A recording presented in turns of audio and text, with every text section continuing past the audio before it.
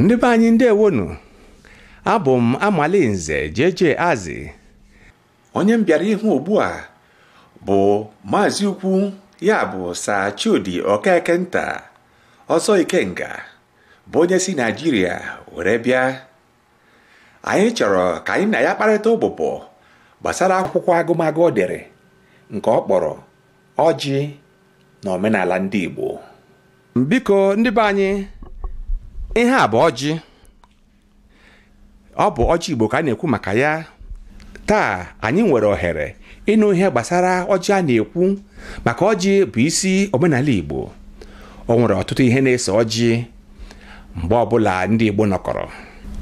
Ọzọ Ikenga, biko nnọọ n'oge Amalinze Igbo Educational. Nna anyị ukwu, agụrụ m akwụkwọ gị nsape fere nsape wee hụ na akwụkwọ gị bara n'ime karịa akwụkwọ ndị ọzọ m gụgụrụ gbasara ọjị. Tupu anyị agaba n'ihu, biko ị nwere ike ịkọwara anyị ihe bụ ọjị?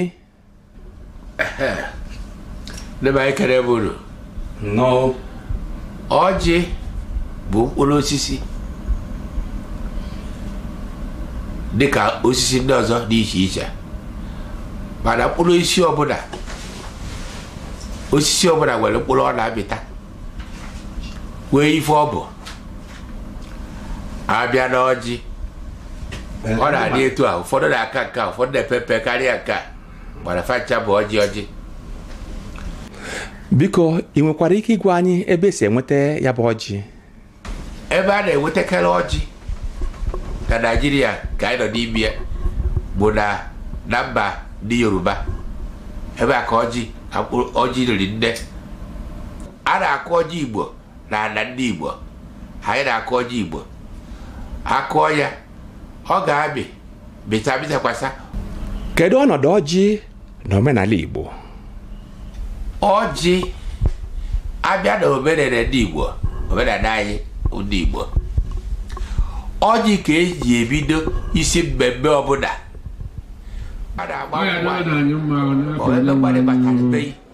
Iwe chọrọ ihe ọjị si ya nnọọ, ma ọ bụ ebe a na-achọ ka edozie okwu, ma ọ bụ ebe a na-eti mgbọnwụ, ma ọ bụ ebe nwata nwaanyị chọrọ ijebe di, n'ụdị dị iche iche. E nwere gbasara mmemme mmadụ ole na ole, ife isi a ga-eme ọjị a ga-eji ebido ya bụ mmemme.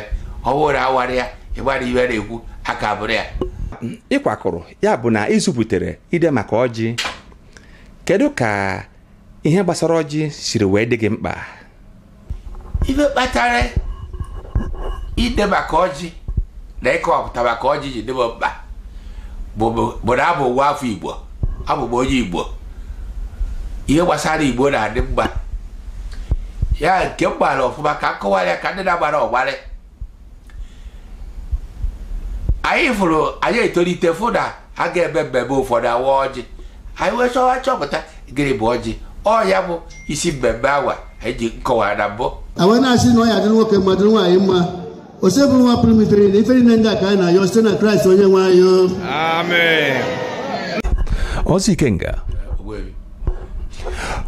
ọ gịnị mere o ji bụrụ naanị ọjị Igbo ka eji aga ọfọ ma ọ bụ ekpe ekpere? Uwe ka ị bịara. Ife kpatara o ji bụrụ sịsọ ọjị Igbo ka eji ekpe ekpere kpesara Chineke yọọ ya were ego ọfọ bụ nke bụ n'onye bụ onye isi mbido ala Igbo n'ebe anyị si wee bịa, bụ onye chọpụtara iwe bụ ọjị,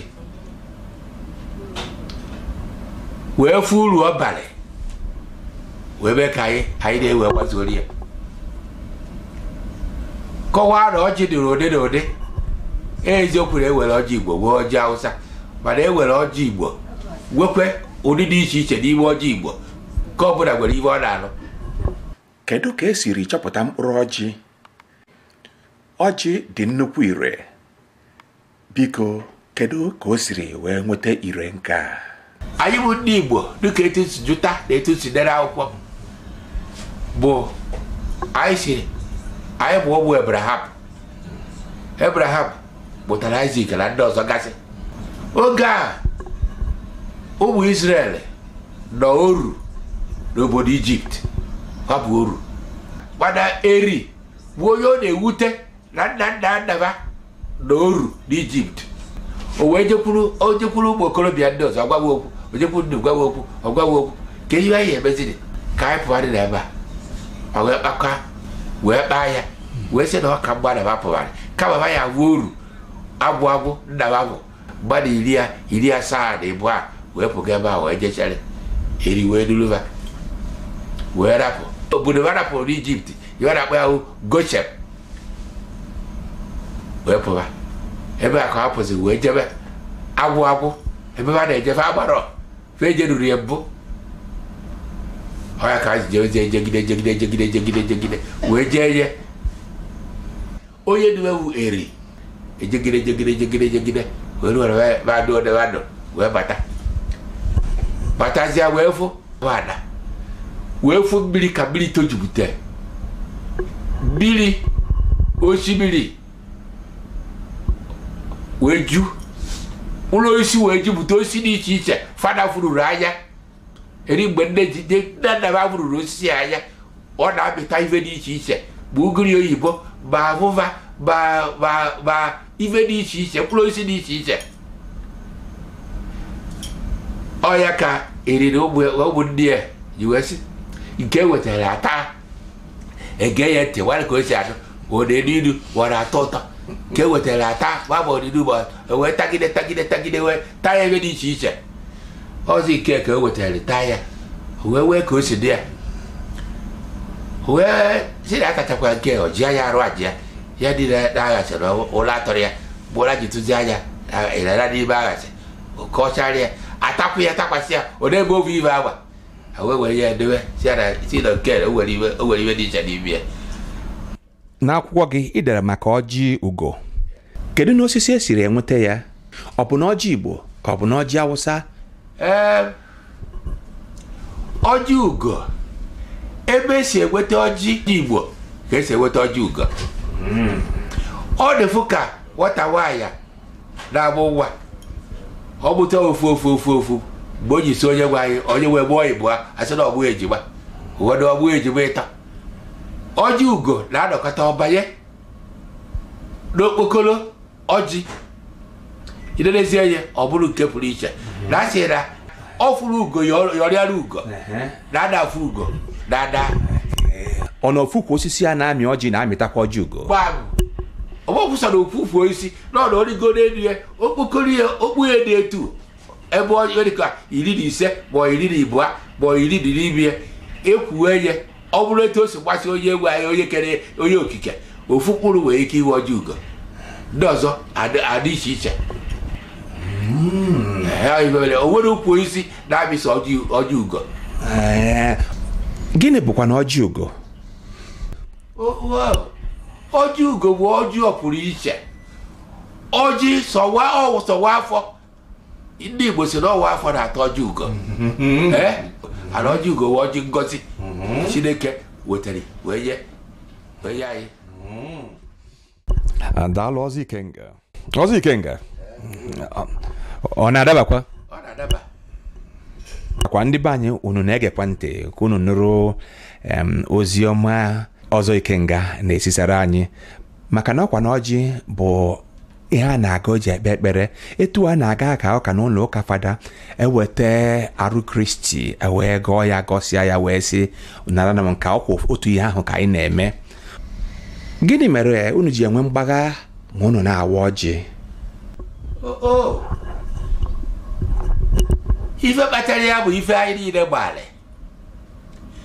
Onye Igbo ọbụla a na-ekwere na onye nke ya kpọrọ onye nke ka onye tọrọ ya gafee ka azụ ya otu n'azụ. Onye ọbụla chọrọ ebutecha ọjị dọba ka ya waa ọjị. Nwode bụ onye ndị n'ime anyị ndị gbagharịrị na ọ bụrụ na obe wee na-akụwarịba na o wee onye ọdụrụ iche o wee ndị ọdụrụ ịwa ọjị. Ọ bụrụ ịpụtara yiri ebe gbogote ma ọ dị toro ogologo ị nara ọjị wa. Ọ ebe a ka anyị na wee kụzibi ya. na ọjị wee onye ọ dụrụ ịwa ọjị mana obodo mana ogbe ebe niile ọbụla ị nọ na anyị zuo gbadara atọ dị nọ na ogwe onye ya were. Biko ị nwere ike ịkọwara anyị ihe ibe mkpụrụ ọjị gbara pụtara? Kedu ihe ọ na-egosi? Nke bụ abịa na omenala Igbo na anyị bụ ndị Igbo, ọjị ọbụla gbara mkpịrị abụọ ọjị Hausa o nwere ife ji ebe awa anya ọnwụ na mkpịrị abụọ ka ọ gbara gafe onye anyị ejiri ekpe ekpere ejiri ya gaa ọfọ. Ọ bụrụ na ọjị agba mkpịrị atọ ife a na-akpọ ya bụ ọjị Ikenga. Ọjị Ikenga gbara uzere atọ. Ọ bụrụ na Ikenga na ebe ahụ achịrị ọjị sie ya gbara atọ eweta ọzọ osisi ya n'iru mba taziadị ịgba na o nyere ọganiru si gawa n'iru si taa ya mana ọjị Ikenga ka a na-akpọ ọjị gbara ịtọ. Ọbịa ọgba anyị nọ ọjị gbara ịnọ ọwa ọjị na-egosi njikọta ikwu na ibe, njikọta ka a dị n'ọrụ ọya ọjị gbara ịnọ. Ịta ka ọ dị ọjị gbara ise, ọjị gbaa isii, ọgba isii mkpịrị ọgba isii ịgba na ọjị akụrụ ụba, ọjị si baa ụba. Onye wetara ya bụ ọjị na-ekwu ọjị na-ekwu maka ụba na ụba ga-esi ya so dịtara ya dị. Ọ bụrụ na ọgba ịsaa ọjị Igbo gbaa ịsaa anyị bụ ndị Igbo ọbịa na omenala Igbo iwere ya bụ ọjị ịwara anya ọgba ịsaa isi ya bụ ọjị wụsa wekwana ebere eji nwa ya bụ ọjị eje weta ọkụkọ egbere eje weta egbere gbuo ya gbuo egbere were ji esie n'ite.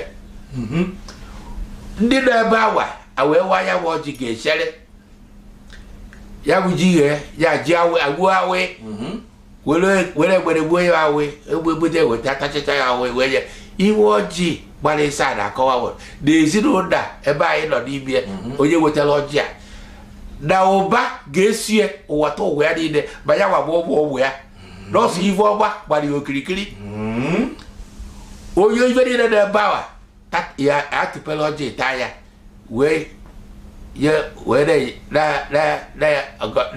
onye wetara ọjị ya were yi ya na-ekpere ya ekpere na-asị ya gaziere ya ka Chineke si wee kwu etu o si dị ọjị gbara ịsaa.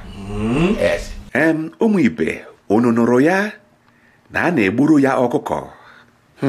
Ndị be anyị sịrị na nwata na-anọdebe okenye ọtaghị mmịmị ọta ọjị.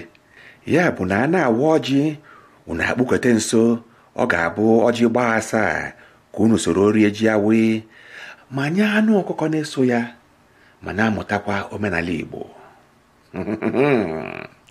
Okereke dundundu kpai ọkarafọ dundundu kpai kwe na ọ ga na-aga ngo. Nna ndewo ka esiri wepụta ohere wee zaa anyị ajụjụ. Biko ndị mmadụ ga-enwetakwa ọtụtụ ihe na ụbụpọ nke a mụ na gị kpara. Nze Ikenga Okekenta ndị Amalinze na-ekele gị birikwanụ. Ndị be anyị, nke a bụ isi njedebe akụkọ nke mụ na Nze Ikenga bụ onye dere akwụkwọ ọjị na omenala ndị Igbo. Biko ana m agwa onye ọbụla ka ọ gbaa mbọ gaa weta akwụkwọ a gụọ ya. Ọ bụrụgodi ọ bụghị na ọ bụghị ihe ọzọ iwere ya wee mụọ ka esi agụ asụsụ Igbo wee mụtakwana ihe bụ ọjị, maka ebe ọbụla ndị Igbo nọkọ ọ bụ ọjị ka eji ekpe ekpere. Biko ndị ebe anyị, ana m ekele unu, birikwanụ. Biko gbanụ mbọ ka unu binyere anyị aka n'ebe edere subscribe, maka na ọ bụ na mbinye aka unu ka anyị ga-eji wee na-agakwa n'ihu.